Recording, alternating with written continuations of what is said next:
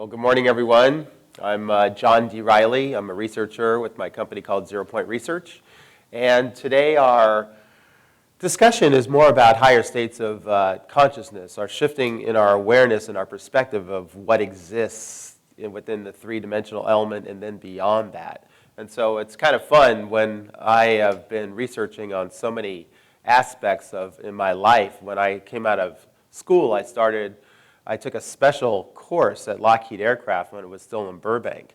And it was 40 hours, no pay, no guarantee of a job. And you had to be there at 7 o'clock every morning. And so they put you through a very interesting process. There was about 65 people that was in this, and they were dropping like flies every day. 20 people. Every day they did a test. And so I just kept going. Got to day 4, and there was about 17 of us left.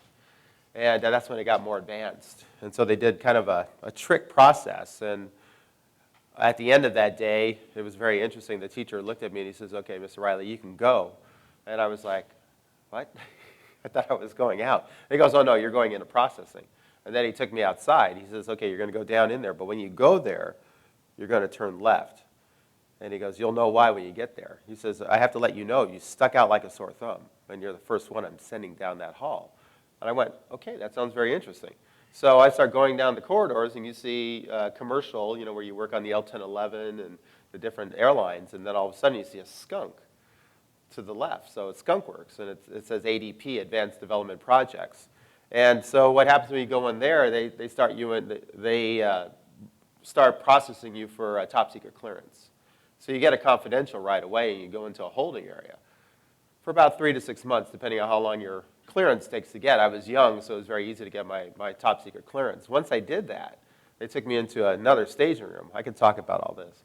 They took me into another staging room and says, "Okay, everything you've been doing for 6 months is what you will tell people for the rest of your life while you work here. But when you go in here, you cannot talk about it. Here's a cipher number, memorize it. You'll go in this door and enter this key, and what you do in there, it stays in there." So I just went, okay. I accepted that. I was 20 years old at the time, so it was very easy.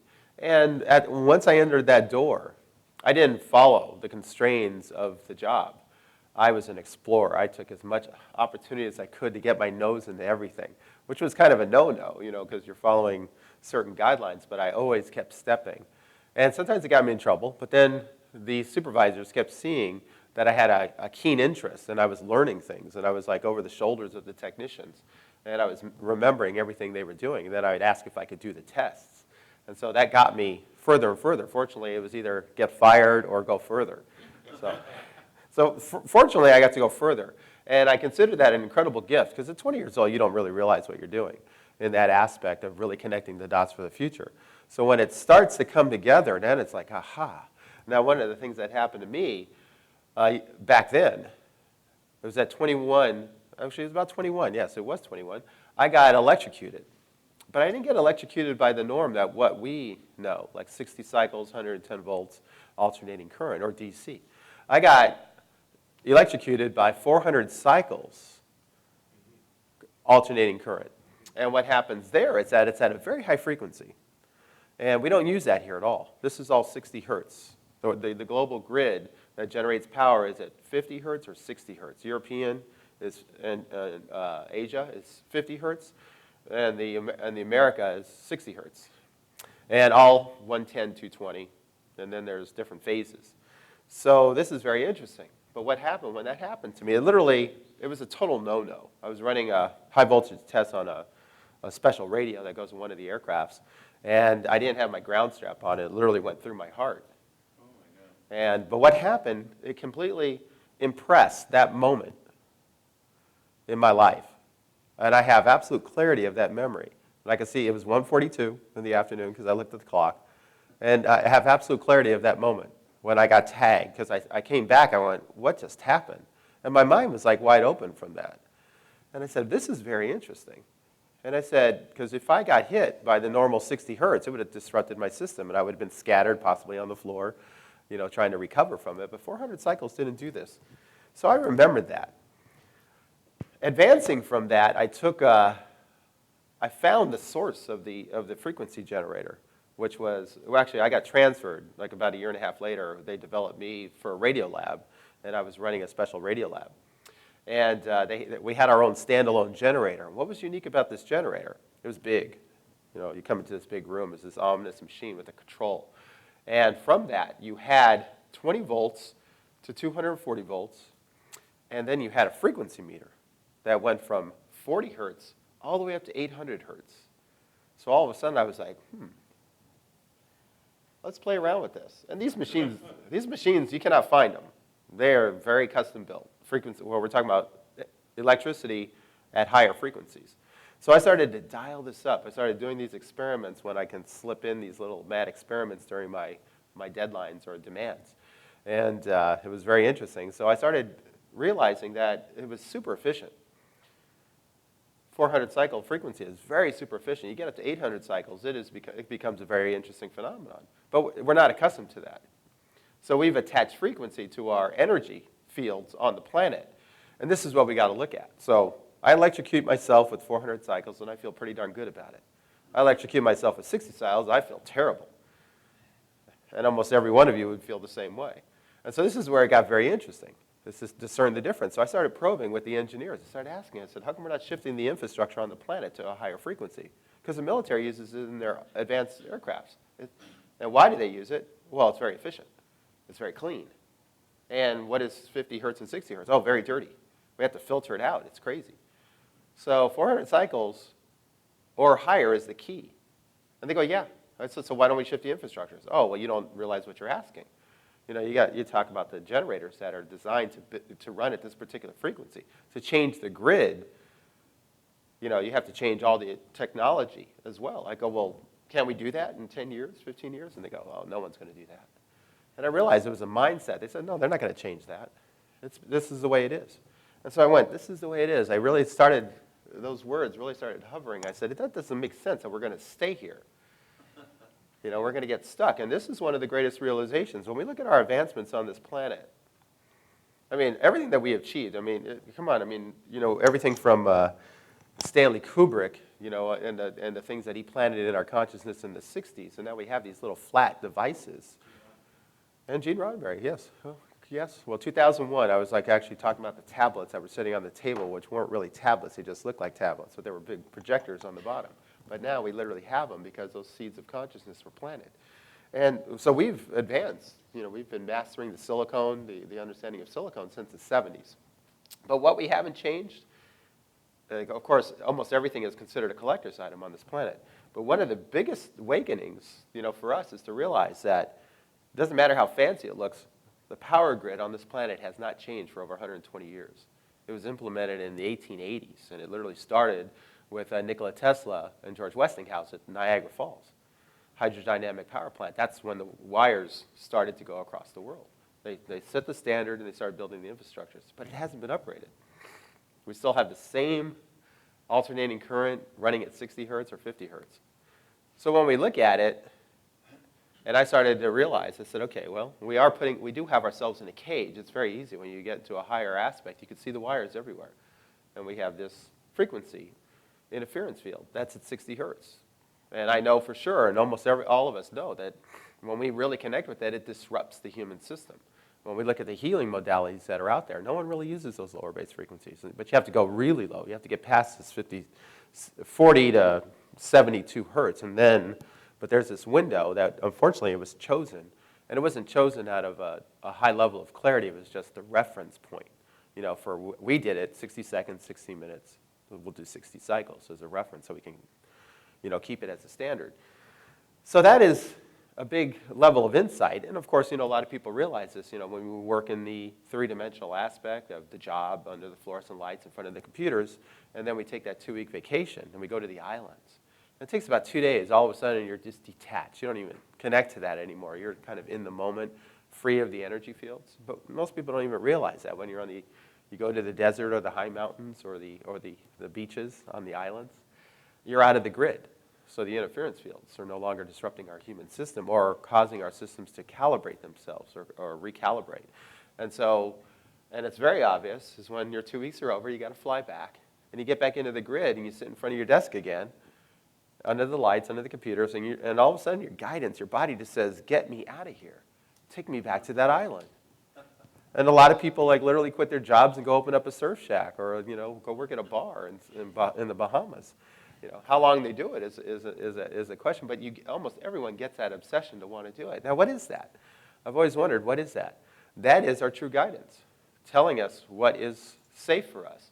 And it always tries to keep us out of harm's way. But what do? We're very clever. We outthink our own guidance systems. And the part of the 3D illusion does this for us very easily. We go, oh gosh, this environment, I can't really work here. I can't sit in front of this computer.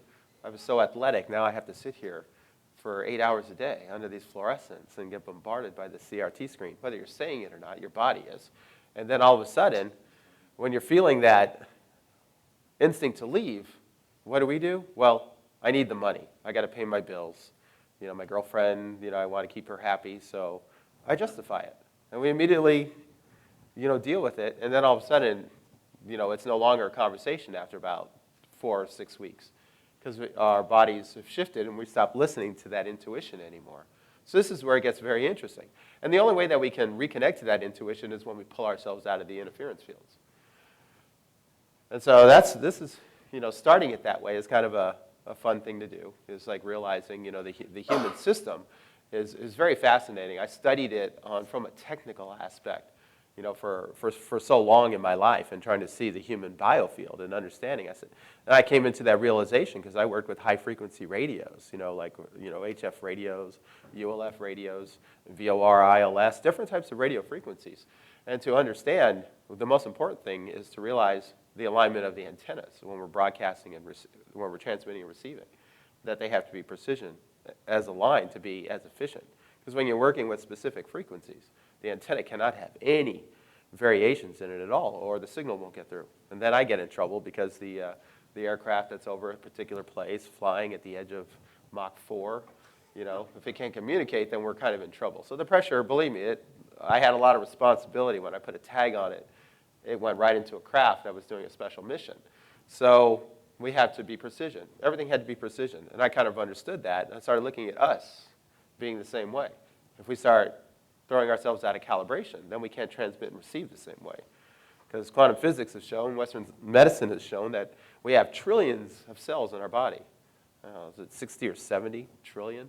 Now, when we look at Greg Braden's work and the understanding of the electrical potential in every cell is a battery that generates electricity. And each human cell has 1.2 volts of electrical potential. Now, let's do the math. Let's convert that to 70 trillion volts. Let's just make it round it out to one volt, per cell. That's 70 trillion volts. You have the power to run Las Vegas for 60 days if we convert that energy. So we have to start realizing what we are. This is one of the most important things, is to come into realization. So, yeah, is that a good start to think about? Great. I want to take us to another step, actually, on this. We're going to do just kind of levels of awareness. I know you talked about water, and I always like to talk about water. I kind of like to lead with water. And if you can, what's your name? Art. I'm John. Pleasure to meet you. Can you tell me what this is? Do I need to bring it closer? Jar. The water? Yeah. Yes, in regards to your awareness, what do you see there?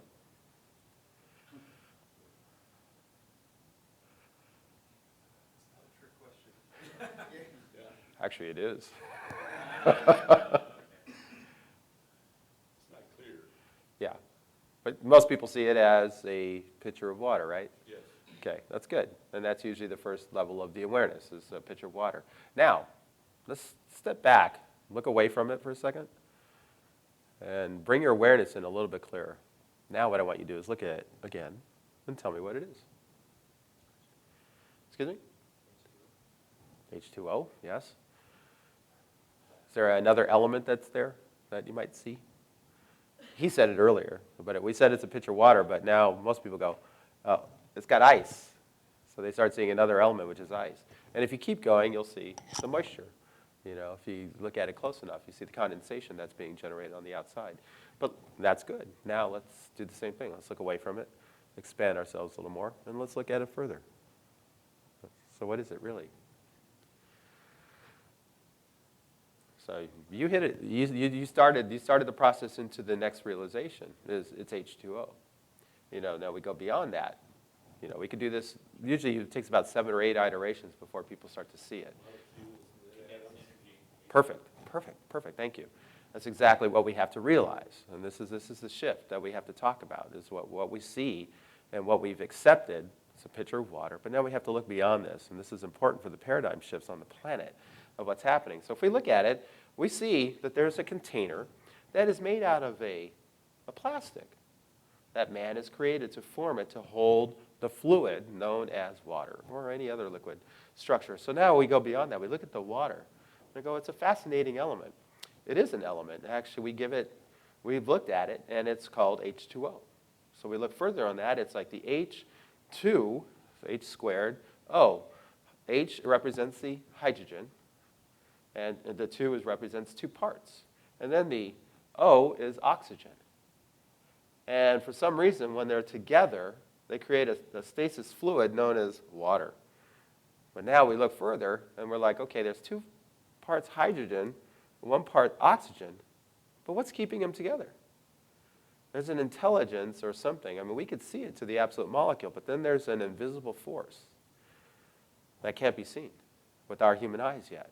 We haven't gotten that far. So what we have to do, we have to say, well, it's keeping itself arranged, and we understand the atom. It holds it.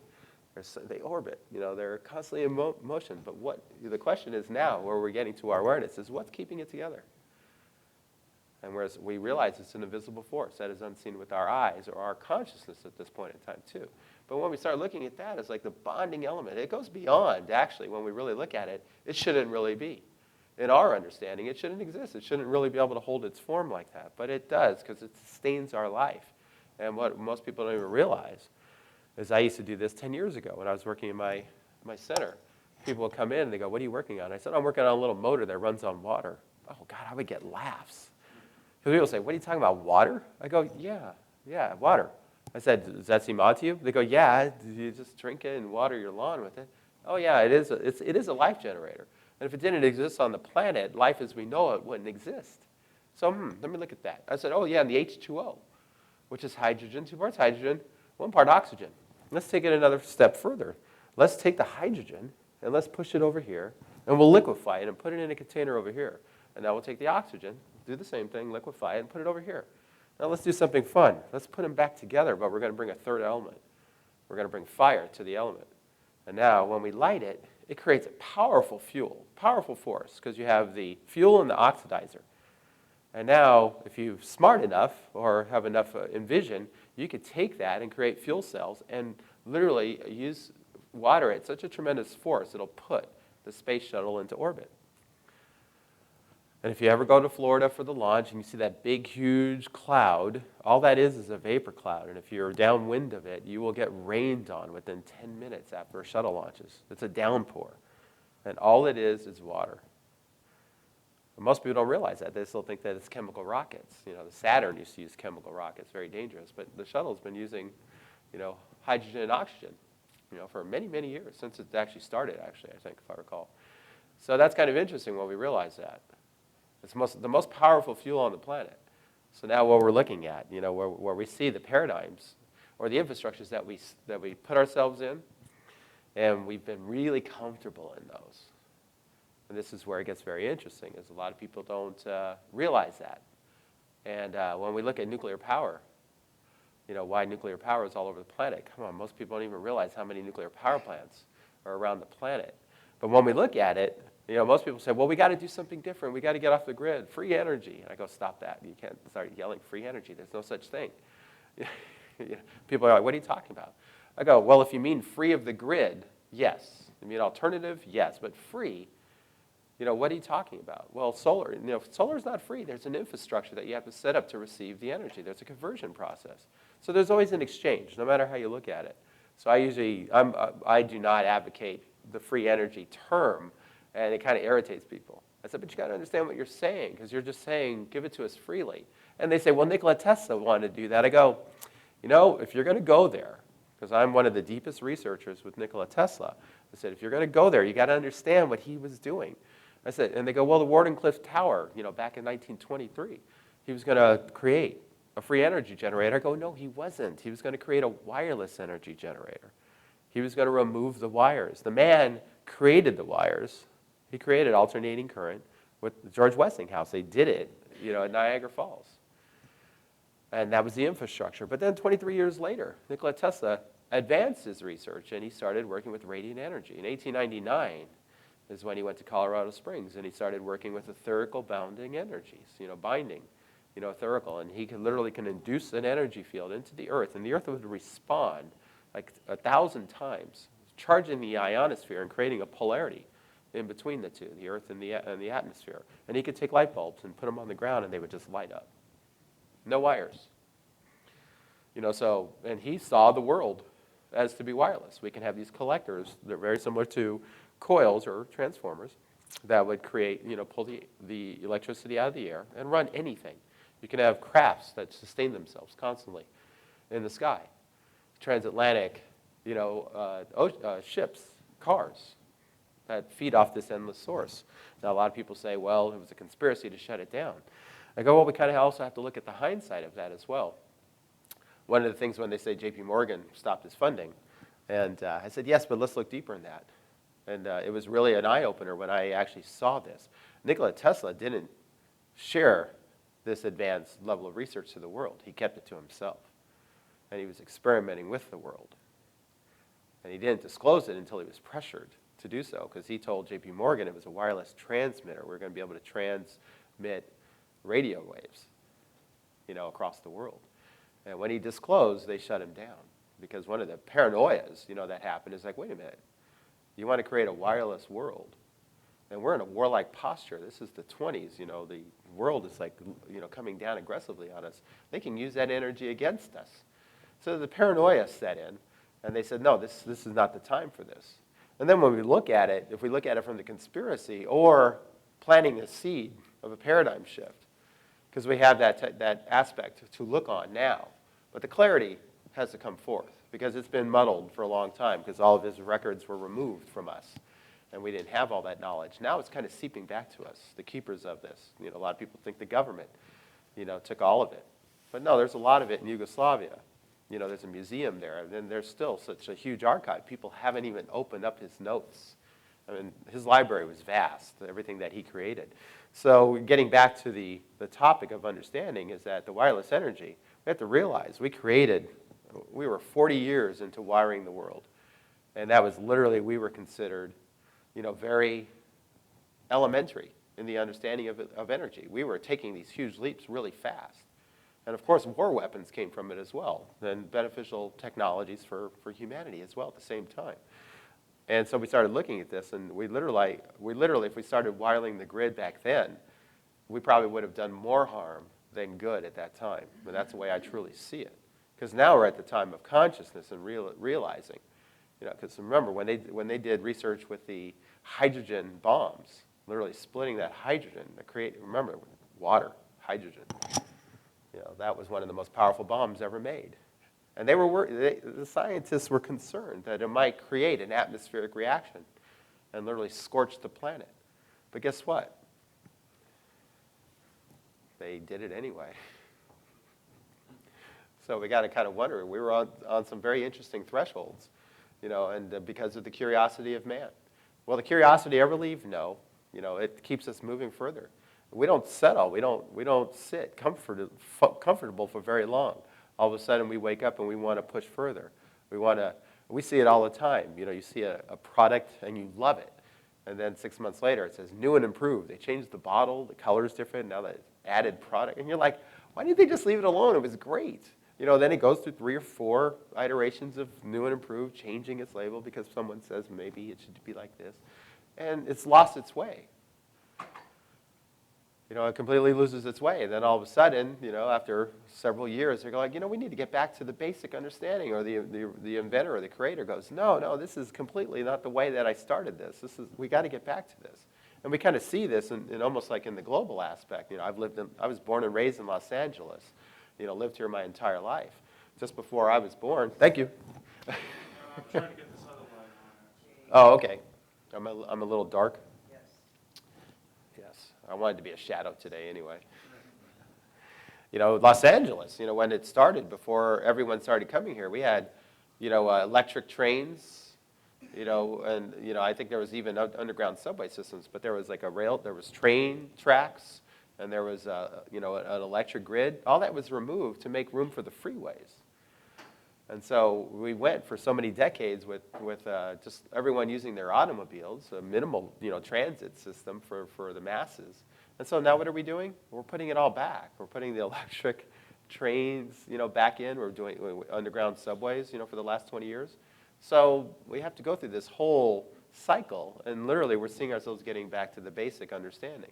And it's really funny when you look at it. Oh, you're going back to where it was 100 years ago with a new realization. The technology hasn't really changed much because the electric grid is still the same. So, a lot of people have a hard time realizing that, how power comes to us. So this is where it gets really interesting. Okay, let's see. Wanted to see where we wanted to take this. I wanted to talk about the, yes? What do you see as the binding element for H2O? Oh, you want to ask me that? You brought it up. Well, remember, I have, if I wanted to give it a term, that would be very difficult. But, if we go further in that, we're realizing with the highest of magnification that we can do with electron microscopes, and even further with that, we're looking at the atoms, we're looking at the nucleuses, we're looking at the quarks, we're going beyond, and we're seeing further.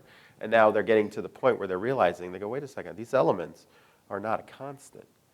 They're moving in and out. They're here, and then they're not here. But then they're here, then they're not here. Then they're here, then they're not here.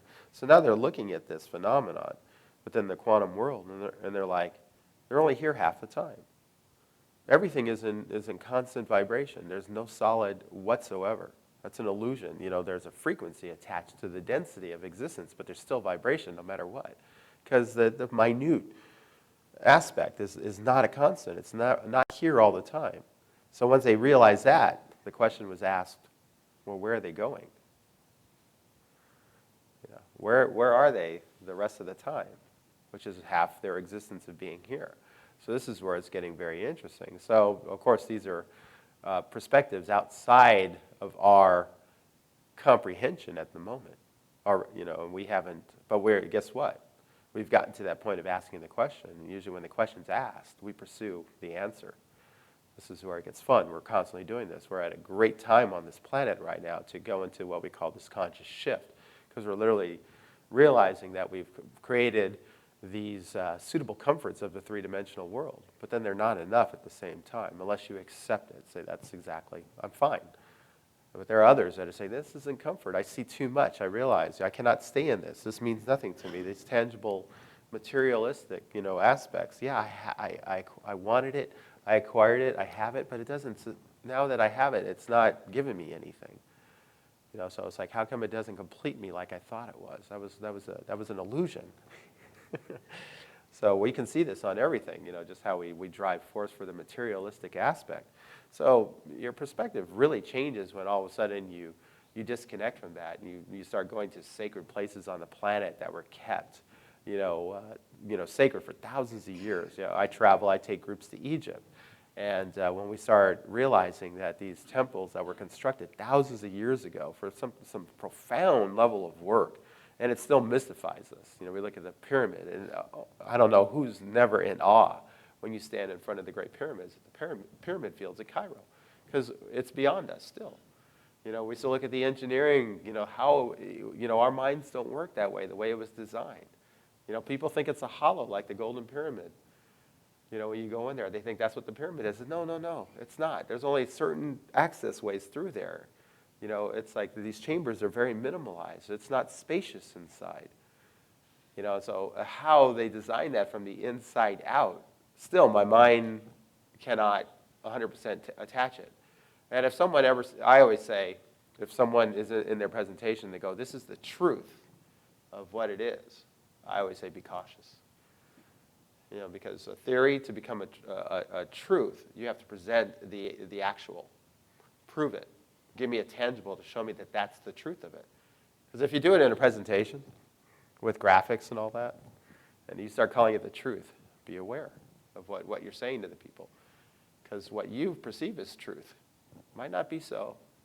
Because we're at the edge of, understanding when people said Einstein and Newton, the law of physics is an absolute, can't be changed. They're laws.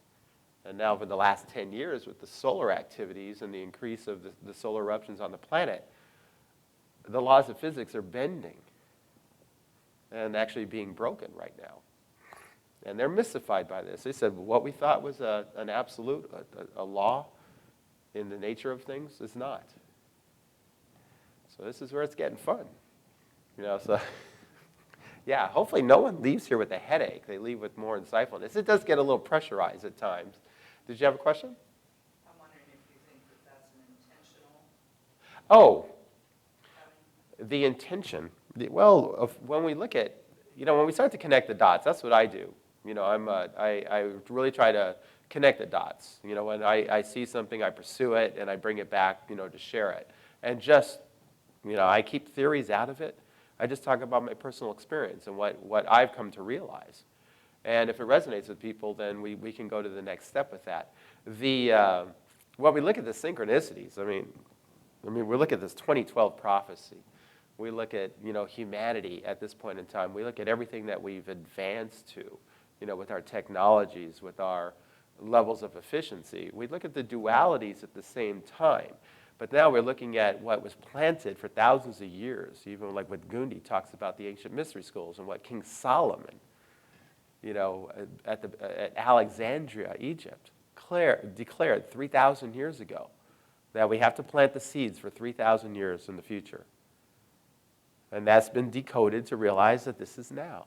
You look at the Mayans, they created a calendar for us. And when we deciphered the calendar, it talks about now on this planet. So when we start looking at the matrix of illusion, that little video that I was running as a test, that wasn't part of my presentation, but it was apparently, is that we talk about the illusion matrix. And when we look at that, we're all here at one of the highest, most amazing times on this planet. All the history that we've kept, and now all of a sudden we're standing there, we're talking, and all of a sudden we're like, there's something under the ground here. And we start digging, and all of a sudden we find a temple. I mean, Karnak was found that way. It wasn't just there. It had to be dug up, and it was like, it's the magic kingdom. It's huge. It takes 3 days to go through it in its full entirety. And they're still finding other areas of Karnak. It's beyond us in regards to what went on here. It's like the greatest mystery. And remember, it was buried for 2,000 years. But we found it. And then all of a sudden, of course, the dumb, the ones that feel dumb are the ones that go, you're kidding. I've been standing here all the time, and you guys tell me this has been under my feet? So this is what happens when it's brought to our awareness. But how does that happen is kind of interesting. Because, man, you see a little thing, and you get curious. You go and you touch it. You try to pull it out, and then all of a sudden it's connected to something, and you don't stop and go, oh, it's going too far. Our curiosity has us dig. And all of a sudden we start finding something, and then we find something so profound. We're like, well, who built this? And why? And how long ago?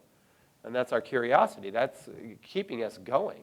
I mean, let's look at the pyramids that are being discovered. The Bosnia pyramid. Everyone for hundreds of years said, no, that's just a mountain. And one guy started looking at it, understanding the geometry of the things that exist on the planet. They go, wait a minute, that's pyramidal. It's almost in the same angles. The four-sided is the Great Pyramid. I think it's a pyramid. And so he started a probe, and boy, he had great resistance for 15 years. They go, it's not a pyramid, it's a mountain. And so he kept going to the government to try to get permits, persistent to do this. He says, no, I just let me do a geological survey. Let us do a dig there, a basic dig. And they go, well, we don't want you to mess with the mountain. Okay, you could start digging here. And so he did, literally 2 miles from the mountain, the tip of it, and they found these perfect stairs that go, a huge span. Perfectly placed stairs that are literally an entrance to something very vast. And then they kept going, and they found this corridor. They literally opened up this corridor that goes all the way into the mountain. And I don't think anyone's gone into it yet. They literally just stopped, and they go, wait a second, what's going on here? How could this be built? This is a 2-mile corridor that goes into the center of what we called a mountain, but it's a pyramid.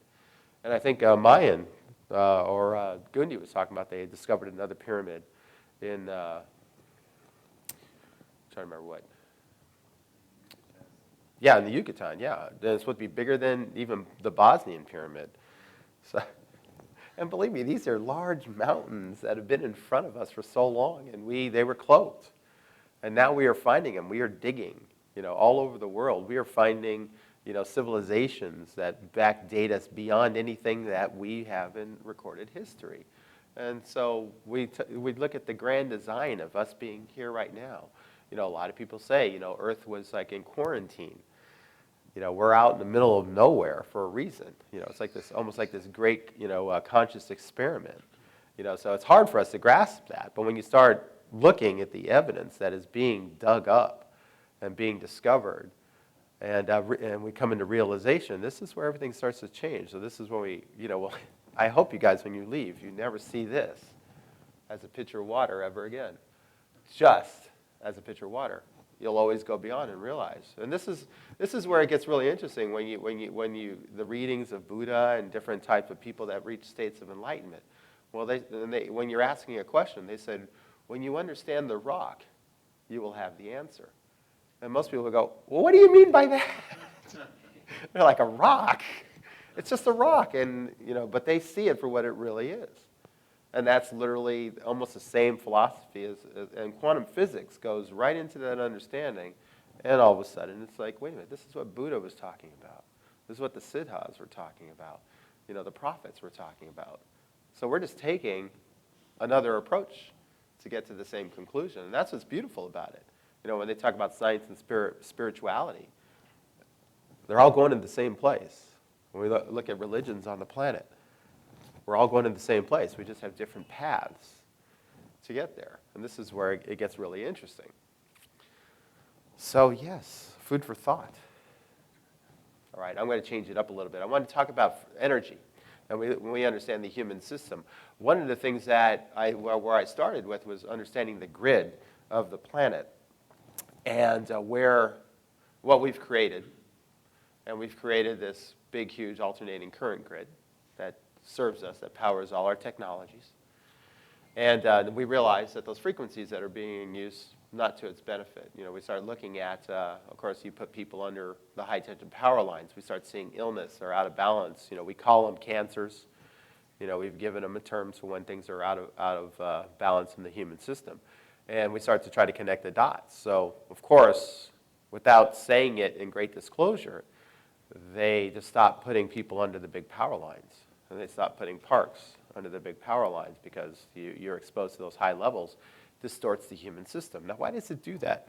We have some amazing researchers. When we look at Royal Raymond Rife, we look at George Lakhovsky that was working about vibratory frequencies, of the human system. And they were looking to diagnose and to cure. Frequency of the cause, frequency of the cure, of the rebalancing.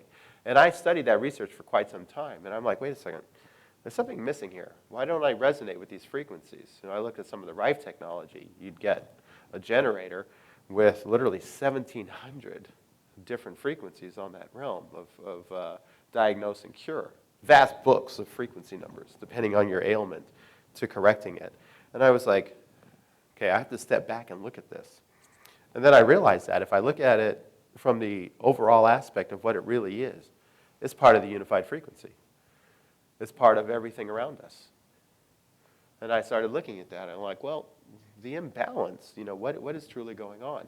And then I stumbled across George Van Tassel's research with the integratron in Landers, California. The man passed away in the 70s, but he left something very profound there. And if you go there, you'll start to get it. And he was like literally, he was kind of out there in regards to the perspective because he talks about UFOs. He used to have UFO conventions out there at Giant Rock, which is like a mile away, and in the 50s. And he had a landing strip that he built out there.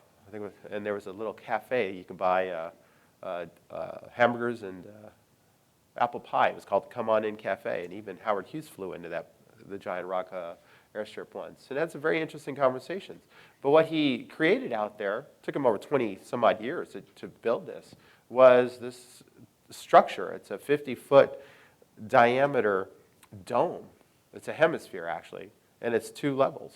And he said it was based on the tabernacle of Moses or the sacred geometry.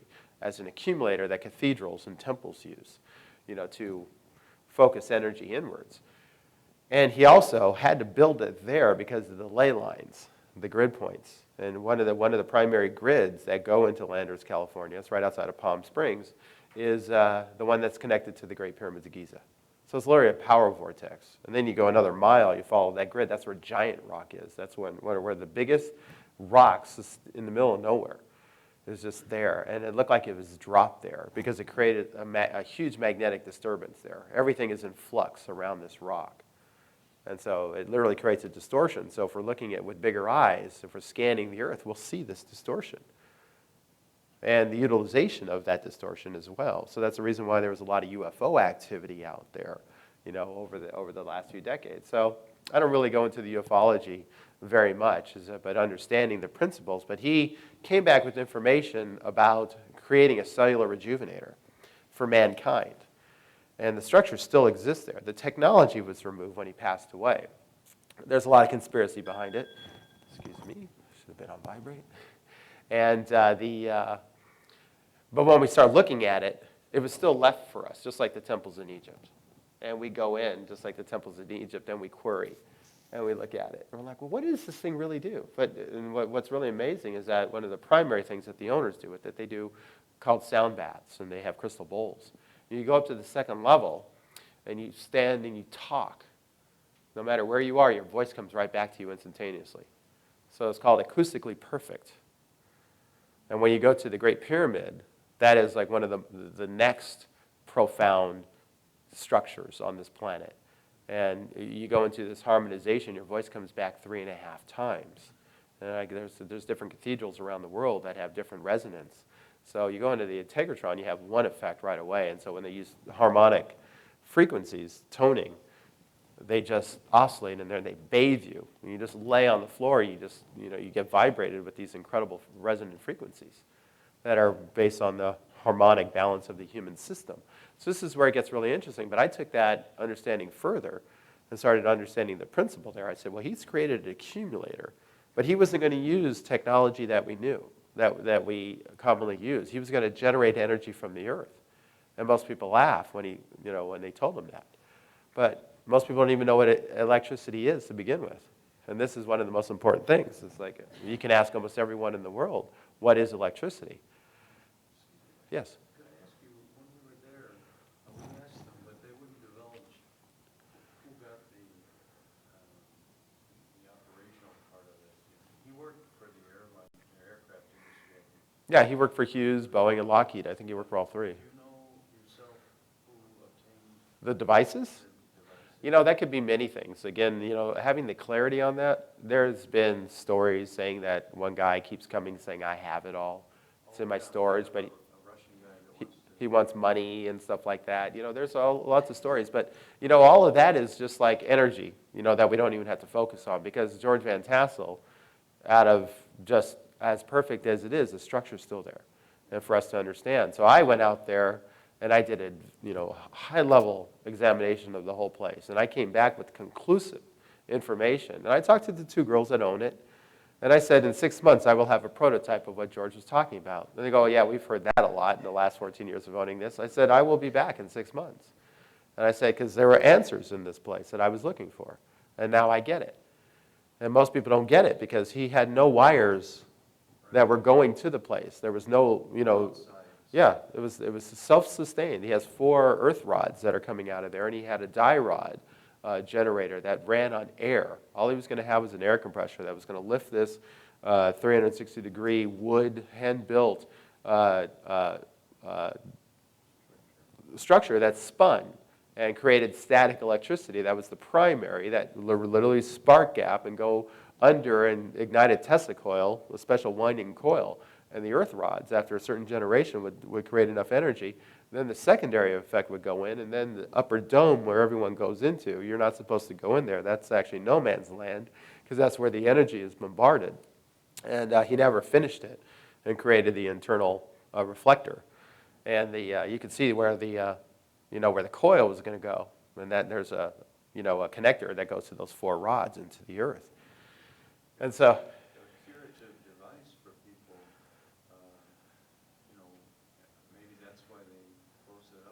Well, no, we'll go there. You remind me. I'll give you the answer to that. And that's very interesting. It's almost like Nikola Tesla when we understand.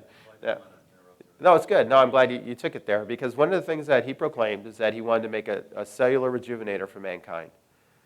And that's when I talked to Nancy and Joanne, the owners. I sat down with them years ago. And they go, well, we want to complete what George was going to do out here. And I looked at them and I said, do you realize what he was truly going to do here? And they go, well, what do you mean? I go, when you look at the design, it's got an entrance and an exit. I read his books too. And I said, what he was going to do when he powers this thing up, you literally go in there and you walk a 270-degree arc downstairs for 45 seconds. You don't stay in there any longer than that. Be cured of all your ills. Well, no. We can't use that word. Oh, okay. Feel better. It's a cellular rejuvenator. It's like a happy hour. Well, we understand, absolutely. That 45 seconds is going to put you in a very incredible ecstatic state of energy. Now, this is one of the key things to understand. It's a cellular rejuvenator. So it'll literally just recharge you. And then, over the process of time, your body will correct itself. And then you can go back. When you're feeling the need to recharge, you go back. You take your pilgrimage and you go back to the Integratron, get recharged, and you move on. 1 year, 5 years, 10 years, whatever it takes. And so this is one of the things. And when people start talking about healing, those words start to distort. The cure, I'm going to cure. But I'll tell you, George's demise is where he tripped up. And I saw the sign. They don't show this very often. Is that there's a sign that he had in front of the Integratron. And he was actually on some of the news, radio shows and morning shows in the 70s. And he had a sign that he was standing next to. It says Integratron. Let me see if I can remember this. I haven't said this in a while. It says cellular rejuvenator for mankind and time machine. Oh, that's what it was, Yeah. And I went, bingo. And I go, that's where he tripped up. Because he was on the networks, on the morning shows, on the radio, talking about on this date, he was going to turn on the Integratron. And, no one wants you to be messing with time. So when you start boasting about it, I'm going to turn on a time machine on this particular date and time, well, probably the powers that be are going to go, no. Now, the powers that be could be many levels of powers that be, the observers, and that could be our government. And they just don't, they want that not to come forth, that level of understanding. Because they already understand it, but they don't want to give it in the common public's hands because we can kind of make a mess of things. So many people think that they want a time machine. I go, you got to understand the responsibility of that. And there's plenty of movies that show us what happens when we start messing with time. The outcomes aren't usually that great, because we have, and our minds can't even comprehend. Back to the Future 2, I worked on that. I was 23 years in special effects after leaving Lockheed, working with Spielberg, Cameron, Robert Zemeckis, all the top people, working with stuff that they said was impossible. I was always able to take the next level technology and bring it forth. So we were known as can do. So on Back to the Future 2, this effects guy said, no, we can't do that. That's impossible. And they found me in this little corner, and I said, yeah, we could do that. They're like, you sure? Because everyone else says it's impossible. I go, no, nothing's impossible. So I was saying that at 22, and they said, well, are you sure you can do it? Yeah, can you do it in 6 weeks? Oh, yeah. It's going to be expensive? Yeah. They said, if you can do it, go ahead. And when I did, that was like kind of a claim in the industry for me because I literally produced what I said I could. And they were ecstatic. And Spielberg was sitting in his director's chair, and he gave me the nod. It never got any better than that. It was all downhill from there. 20 years later, yeah. Go back to the rejuvenator. Well, when we understand, they, Back to the Future 2 laid out the timelines because everyone was so confused in that movie. And Doc Brown took out the chalkboard and started drawing what happened. This was the first, reality, and then we went back, and now this is what we've created, and now we've got to go back, and we've got to do this. So everyone was like, I remember in the screening that we went to, everyone was like, oh, okay, I get it now. And it was really funny because, our minds can capacitate, shifting realities and going and creating a paradox. We're just not wired that way. So this is where it gets kind of fun. Getting back with George, the understanding of the cellular rejuvenator, that was the key. That's the reason why the structure still exists. They paint it, they keep it refreshed, but, It's only an energy accumulator. So I went out there 6 months later, had a private meeting with Joanne and Nancy, and I said, I have a device I'd like to come out and bring. And I took a device very similar to this. It was the prototype, the first one of this. And we sat it in the center upstairs, and we turned it on, and the amplification field went like 100 instantaneously. It just generated that place beyond, and they were basking in it. They go, oh my God, this is great. And they go, you've really done it. And I go, well, this is the start. This isn't really what was supposed to happen. This is just a prototype to bring out the energy of what George was talking about. Because I literally took everything, all these messages about it's not common technology. I will use no power. I will not bring any electricity into the structure. It will generate its own energy. And that's what I started hearing, and that took me all the way back to Top Secret at Lockheed. Generating its own power. I said, if he's going to do that, then the frequencies that we use have to be taken out or unified. And so this is what I started connecting the dots with Lakovsky, with Rife, with Van Tassel. They were all looking at particular frequencies for cause and effect, and then balance. But then I realized is that this word came in, was the unified field. Sorry, these words came in, unified field. From there, it started to make sense. And I said, we have to do the impossible. I have to do this again. And I had to step back and step back and step back. And I went to an engineer friend of mine. I drew out something. And he goes, that won't work. And I'm like, what do you mean? He goes, no, it'll self-destruct. I go, will it? He goes, yeah. He says it's going to create a dead short. I go, no, it won't because it's generating its own energy. It won't be able to do that. It can't destroy itself. And they go, well, it's going to have to. I go, no, it's not. It's going to create another phenomenon. And this is where he kind of got lost. And I said, I'll show you. And this is what I was weeks away from bringing this forth. And so to this day, if I draw it out, people say, that's not going to work. I go, great. To your educational understanding, that's what you think it's going to be. Because what are we used to? It doesn't matter how big your research center is. And what power devices. I had 440 three-phase in my effects company. We used to have big machines that ran on this stuff. And but what we still do, we plug into the grid. Everything that we have, unless it's running on a battery, plugs into the grid. So even this device, I didn't take it off the grid. I have to keep the illusions that it's running. It's generating power from the grid that exists. It does. But what we have to understand is that what the power plants do. And most people, that's where we lose. When we buy a generator, we put gas in and we start it up. It creates electricity. There's a generator. And what's happening in that is that we know there's rotational fields with coil windings and magnets. And there's a phenomenon that happens when magnetic rotational fields and coil windings are introduced. They will elevate, they call it the agitation or the excitement of electrons, and they will flow through a path that we determine, which is the wires. So if you take a coil, like what Nikola Tesla did, and you have at the bottom, and then you do windings all the way to the top, when you put the primary input in, at, say, 6 volts, when it gets to the top, it'll be at 30,000 volts. And it's just this rise of electricity. And when we started bringing it into practicality like this, and all of a sudden it was very interesting. We started seeing technologies in the past that were very similar.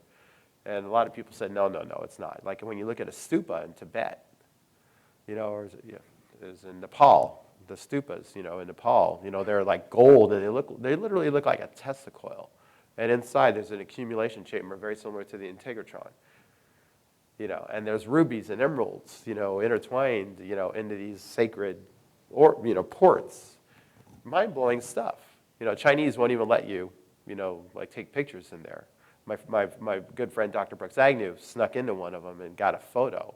And we were just blown away by what's in these things. But they're literally energy accumulators, higher levels of consciousness conduits. And we have to start trying to understand that. But the understanding of energy is one of the key things. And that's my research was literally about trying to connect the dots of what we are and what is lacking. When we look at anti-aging, I said, well, that's where everybody wanted to go. They just wanted to stop aging. Well, aging is a program that's written into us. And we see this, we can see this. There's a cellular cycle that happens about every 8 years in the human system. And we can go through a certain amount of cycles, but every time it happens, there's an aging effect. There's an aging effect. And so I started looking at the human system. I said, well, wait a minute. We got trillions of cells. We're a battery. We are a battery. And we're born with a certain amount of energy in our battery. And on this planet as we know it right now, there's not too many vortexes or charging stations that'll recharge us. So we just go through a certain age time and we go through diminishment. And, well, that's it. And we have a fuel cell, literally. And it's only charged once. And we use that energy, of course, I was talking to 2 kids that came to my booth yesterday, and I said, you guys ever heard that phrase that, youth is, health is spoiled on the youth, or whatever it is? You wasted on the youth? Youth is wasted on the young. Yeah, that's it. Youth is wasted on the young. Well, we understand that level of youthfulness, because the older we get, we all of a sudden we try to turn the clock back. And we wish we had the energy, because now we have the wisdom and the intellect. But now there's an imbalance. There's this physical imbalance. And that's what I started to look at, and that's what George Van Tassel was looking at. So when we merged the two, we started to realize something. When we brought this technology forth, I had to go through a great realization of what it was. But I also had to be very careful and be the observer and not state anything that was going to throw me into the old paradigms. And so this is where, it's easy to get led there. And I went through that for like 2 or 3 years. And then all of a sudden I just withdrew. And I said, no, I have to continue my research. And so that's the reason why I started going to sacred sites. I started going to like Egypt and looking at the temple structures, the same thing that George did. It's been done globally for thousands of years on this planet. And I have abilities to prove this, is that they have the ability to harness incredible amounts of energy from the earth alone. Now, going back and connecting that dot, alternating current, the way we generate electricity, rotational fields and magnets. And when you look it up, doesn't matter what technical book you look it up, the definition of electricity, if you go to the basis of it, it'll say rotational fields and magnets via a phenomenon, an etherical phenomenon that creates this effect of this movement, where electricity is produced from this movement. And this is when it all starts to happen, but it's still called a phenomenon to this day. The Egyptians called it Sekim, and they understood energy because it's all around us, and they learned how to accumulate it. They didn't call it electricity. We call it electricity. They called it Sekim. So this is very interesting when we start to realize that this understanding has been around for thousands of years. The temples. When I take this device and turn it on like this, it'll create an electromagnetic field. And if I go out, you see how it starts to go down? And the closer you get to it, it gets bigger. And the lights go down and bigger. So it goes out 10, 11 feet. Now, I take that and put it in the center of the integratron. It'll go out 100 feet.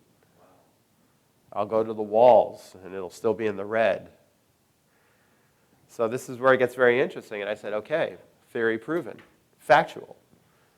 I'll measure this outside here. I'll measure it in here. Show you the amplification principles of just geometry and structures on this planet, utilizing the earth grids. So then I started doing this in Egypt. I started taking a similar device, but much smaller, that ran on a battery that I could stick in a backpack. And I bring it into what they call the holiest of holies chambers in these sacred temples, out of honor and respect, because I understand those temples. But when you step out, and you can see there's a grid of all the temple structures. And when if you look at the overall grid, the holiest of holies chambers, there's always the highest sacred chamber in every one of the temple structures, even in Karnak. And those are where the intersecting ley lines converge, just like in the integratron. And so what happens is when we bring that device and put it there, phenomenons of great aspects happen. And it's a very powerful experience to see this. I'm just wondering, so if the Earth has shifted since they laid those ley lines down, Yes. would it be at the same place? The ley lines, the grids actually don't change. They don't change. No, but their power points might shift. where the highest power vortex might have actually traveled the grid differently. Now, this is kind of interesting is when you bring that up, it's almost the same thing. It's like I've worked with thousands of people in these energy fields with the Lifestream generator. And when we look at ourselves, and I started looking at the human system, but not from the educational. I didn't go to school. I just started looking at it with my own eyes and understanding energy. Every finger has a meridian at the tip here. And it runs down the body like this and goes down and terminates at a certain point. This one does the same thing. Follows around, goes down here. Follows around, goes down here. Follows around. And I realized there's 10 of them. That's our grid system. And I said, that's our energetic grid. This is where it starts. And most people don't realize how important the fingers are. These fingers, they're our sensories. We touch. But why do we do that? Well, when we look at our process when we're going into birth, when the fetus, the hands come from the head. You see them develop, and then they externalize and they become. So science realizes that there's brain sensors on the tips of our fingers that are tied because that's where it comes from. That's the reason why we touch. We send instant data to our brains. So it made total sense that this grid is connected to the brain. So I started immediately going right into and focusing the energy in these pathways. And I saw a very interesting phenomenon when we just literally stand there and transfer this energy to people. They would just all of a sudden just drop into their body and become very present. And I was like, And then I noticed when people were in this energy field, a very unique phenomenon is that they become very present. And I was like, present. Yes. Now, most people don't, because we use terminology out there, it's like, bring yourself present, be in the now, be here now. And most people go, I'm right here. And no, you're not. I said, do you feel pain in your body? Yeah, a little bit. Are you stressed? Yeah. Okay, well, you're not in the now then. And they're like, well, I don't know what you're talking about. I go, exactly. And I have no words that can convey that, of what it means to be here now. Until this technology came forth. Because then all of a sudden, this is a very small one. We have very large ones as well. And every time people sit in this field, I usually don't do it this way, actually. I usually do my presentations a little bit backwards, or reverse, actually, because I don't like to be suggestive. But the phenomenon, when it generates the same aspect of what the integratron was going to be, it's unification, unified fields. You don't try to dial in a frequency. You understand the universe from the bigger picture. You understand energy from the bigger picture. You look at a lightning storm. I'll ask any engineer, or any scientist on the planet. I go, can you tell me what frequency is in a bolt of lightning? And they go, no. And I go, well, can you guess? Well, and they don't even get that. Hardly anyone ever asks that question. And I'll do the same thing. I have a battery here, and I go, can you tell me what frequency is in a battery? And they go, there's no frequency in DC. Oh, wait a minute, what? Excuse me? Oh, there's no measurable frequency in DC. You say DC current has no frequency? It's electricity. It has to have some sort of, element that's allowing it to generate its power. There's got to be a frequency attached to it. And no matter how, most people just say there is no frequency, and then you keep prodding, they'll say, well, it's not measurable. Not measurable to what? Not measurable to the technology we have today. Thank you. So a bolt of lightning is not measurable to the technology we have today. So does it have frequency or doesn't it? A person who doesn't want to continue will just say it doesn't. So just like a battery, it doesn't. But it does it. I think it does. It has to. It's a unified field. Without lightning storms, life on the planet wouldn't exist. And we knew this. We found this out in the Great Realizations when we went into space. And we started to look at the bigger picture. And this was very interesting, is that we started seeing there's like 2,000 lightning storms happening on the planet right as we speak. Not in the same place. They're constantly in generation. And they said, they've come to realization, if they stopped, life as we know it would cease to exist. The atmosphere would stop. So this is a constant generation. It happens every single moment.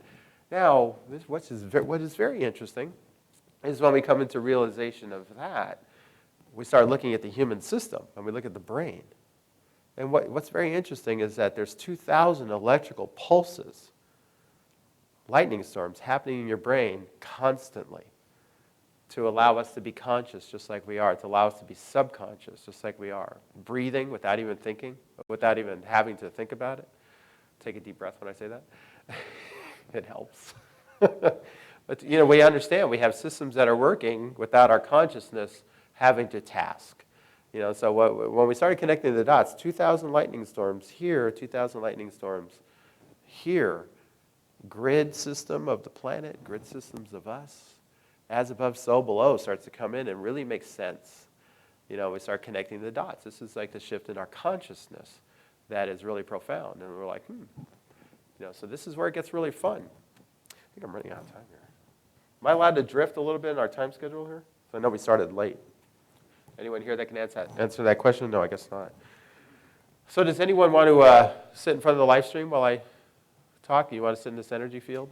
Sure, come on up. Yeah. He had his hand up first. Yeah.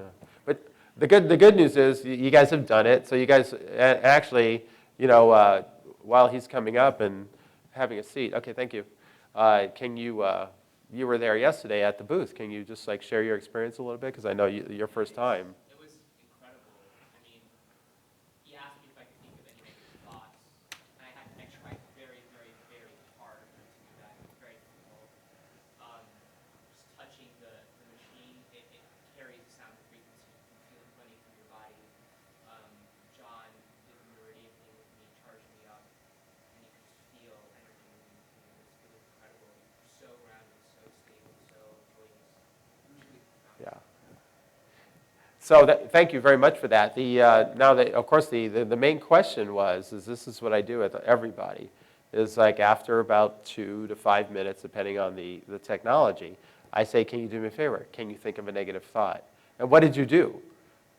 I said, no, I couldn't. No, but what did you do? Do you remember your physical? You started to laugh. I did. You started to laugh because you couldn't. And then you go, it's too hard. I have to create an incredible effort to think negatively while I'm in this energy field. I go, isn't that interesting? I said, and most people end up with a smile on their face. I said, isn't that interesting? I don't have to say or do anything, and I don't. I just leave you there. 9 out of 10 people, I just say, well, just stand in the energy, and then, maybe you'll get your own answers from it. So this is where it got pretty interesting after 5, 6, 7,000 people being in this energy field. 9 out of 10 people, same. Unless you're really, holding on to a lot of stuff. This is where it gets really interesting. But that proves a unified field aspect. Because when we reconnect to the unified field, it's not one particular energy that'll be sent to you. It is all frequencies. And then the body will take only what it needs from that field. And this is a true reconnection in the aspect of where literally the cells will literally saturate and store this energy. And we've been doing clinical tests for nearly 7 years around the planet. And I tell the doctors to be very specific. I want you to really understand the cellular system. And the common denominator with that, they literally say, this puts energy back into the system.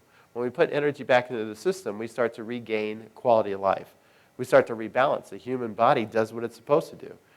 You go into a deep sleep, and when you're in that deep sleep, that's when the true healing, the regenerative area, starts to happen. And most people say, oh my God, I slept so deeply last night. I haven't slept like that in 10, 20, 30 years. You just start hearing the same thing, and that's where we start to connect the dots. So the aspect of the reason why I am here presenting is to prove that we have the knowledge again, and we can bring unification. We are going to take this conscious shift on this planet because we are remembering, and all the evidence on the planet is allowing us to connect this. We're looking at implosive technologies now instead of explosive, where we looked at, nuclear energy as an explosive force to harness electricity. And then, now we're looking at all the alternatives is like wind and solar. That's inward energy. That's implosive. The pyramids in Egypt, the grids work the same way. It's all implosive energy fields. And these are the keys. Yeah, it's a radiant energy generator. It actually goes beyond the understanding of how we generate normal electricity because it generates its own. It's literally at the threshold of chaos inside. And then it's in a hermetically sealed chamber. Then it's... Yeah, no, I keep a power supply to start the effect. It's a high-level filtered, very clean 12-volt DC power supply. And we can run them on batteries, and they can run on their own if we in the future.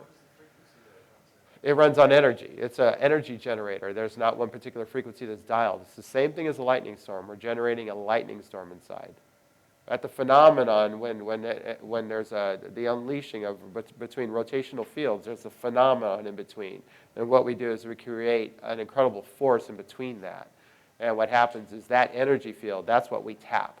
And that is like the source energy, or the etheric energy. Does electromagnetic energy? Absolutely. And so there's a multiple of frequencies because electromagnetic energy, all electromagnetic energy has a frequency. Yes. Yes.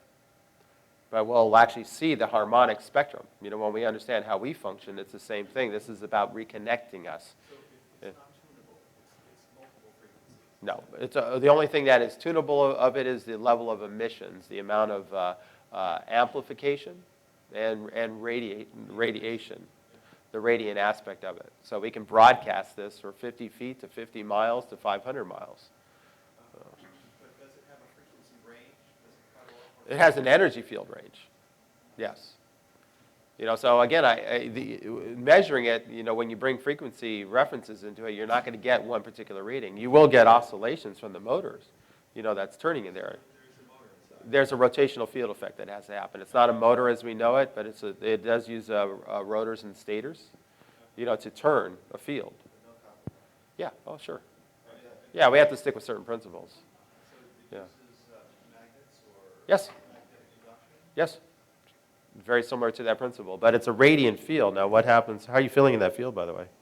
Are you in the zone? Now, one of the things that we're able to do, if you don't mind me interacting with you, hold your hand up for me, is that while we're in this field, we can actually touch it and then touch him, and he'll feel that energy. You feel that? Yes. And see, my hand's just hovering, and we can send this energy. And if I really apply, we can start sending that energy into the body. And so this is where the interaction between the human interface with our technologies is actually here. And this is where it gets really profound, is when we literally do this work and we guide it. We are the technology in between the energy. And so we do this process called the hands-on transference, where we literally transfer through touch. And it's profound to watch this. And what's really amazing, of course, I do this work completely in service. I ask for nothing in return. I give it as a gift. I work with Academy Award celebrities, being in Santa Monica and all that, and spend 2 or 3 hours with them sometimes. And they say, "How much I owe you?" I go, "It's my gift." And they're like, "What?"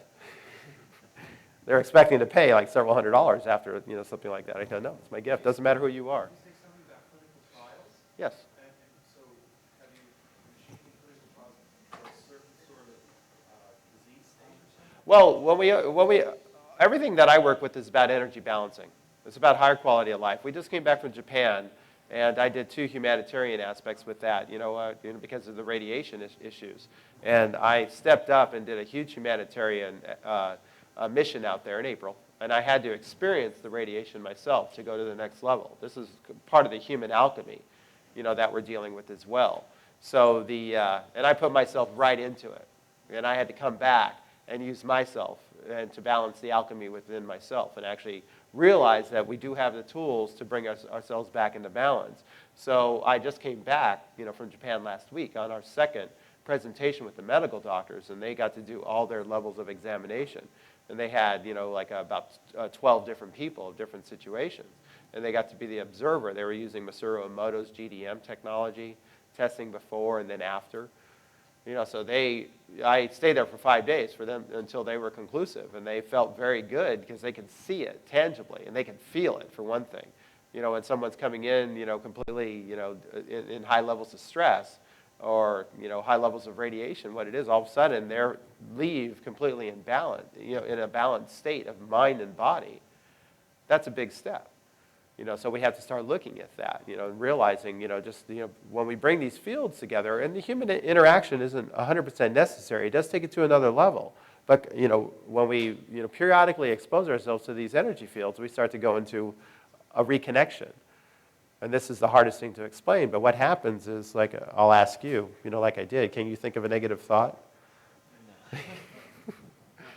Most people just laugh, because that's what happens when we get into homeostasis in the mind. We don't want to drift. Can you think of anything besides being right here, right now? No, it completely just drops into my heart. It's just feeling like this opening of flow throughout my whole body. It's just very centering and peaceful. Yeah, that's great. Well, that's kind of the, what we understand. We have the keys now. We have the tools. We're remembering consciously. I do due diligence. One of the things that's hard for people to realize, and I will probably have to end my presentation with this, is that I just returned from India. I was there in May, and I stood before the 19th Siddha, and he lives on a mountain of Mahadeva Malai. That is actually called Shiva's mountain. And it's a pilgrimage to go out there. You have to really, make an incredible effort in your life to get to the mountain of Mahadeva Malai and stand before the Siddha. What is a Siddha? A Siddha is someone who's achieved high states of enlightenment and also has transmuted the body. Mahandananda is his name. He has not eaten food or drank water for 9 years. And every morning he lays in fire to receive his prana, and he does not burn. His clothes don't burn, his hair doesn't burn, his skin doesn't burn. He's what we call superhuman. And why did I go? Is to see the tangible. Because you hear about this stuff, and I said, no, I am going. I'm going to go be up, in front of these people and meet them. And they're literally coming off of the mountains during this incredible time on this planet. We talk about the siddhas and the sadhus that have literally been in caves for 10, 20, 30, 40 years, preparing for this time. And they're literally coming off of the mountain and coming before us. And some of them are calling us to them. Because when we understand the sacred vortexes, the grids of the planet, and the higher understanding of what's happening on this planet. So yeah, to meet someone who hasn't eaten for 9 years or drinks water, in our medical understanding, that is impossible. Well, they're doing it. One of them actually came down last year and went to a hospital. He hasn't eaten food for decades. And they allowed him to study him as long, he said, you could study me as long as you want. You could test me, prod me, put me in a room, and observe me. And they did for over an 8-week study. And the doctors were completely perplexed. And the Indian government said, well, we're studying him, because we're actually planning on doing, advanced deep space exploration, and this will solve a lot of problems if the astronauts don't have to eat, drink, or defecate. And it's true, your spaceships would take on a whole different, but you have these enlightened beings, in capsules, So I found that very funny that that's how they approach the media. But it's out there, and believe me, I'm a person that brings back tangible evidence. And it's an incredible experience. And then they're giving us messages because he was just like you. And he became this 9 years ago. He was a successful businessman in India, rich, like a Bill Gates. And he gave up all his wealth. And now he lives on a mountain. He's building this temple to last 1,000 years. It's incredible what's going on out there. And you don't want to hear any of this in the news. The news media can't even comprehend this. You have to go to the sites and actually see this. This is stuff that has been kept for thousands of years for this time. Where'd she go? Oh, she's gone. She asked the question, is there a coincidence that it's happening now? No, there's no coincidence. It's happening now. We're at the highest of our states on this planet. We're in the threshold of the duality. Where we have capabilities, when people, when we realize what we're capable of killing, raging war, but then also loving and bringing life. And it's up to us to choose. And we have to make this conscious choice within ourselves to make that shift. What do we want? We've played it all out. Now we have to choose. If we're going to take a leap in our consciousness, if we're going to go to the next tier, then we have to wake up. We have to see things for what they really are and go beyond the superficial, move out of the three-dimensional cage that we've been in, the illusion matrix. It makes life very different. You go to like Egypt, you go to vortexes. Actually, I'm co-hosting a tour in 11/11. That's a synchronistic date this year. Where Gundi and Dr. Teresa Ibis, we're all co-hosting. And Gundi has actually been indoctored in the ancient mystery schools for his entire life. His parents were actually aristocrats and funded about 60% of the digs in Egypt. So I came before him. Don't tell him I said this. I came before him, and he was trying to figure me out. He's like, why are you doing this? I said, I'm here to remind you.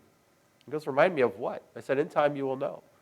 And he goes, well, I don't, explain that more. I said, I was just guided to come before you and to remind you.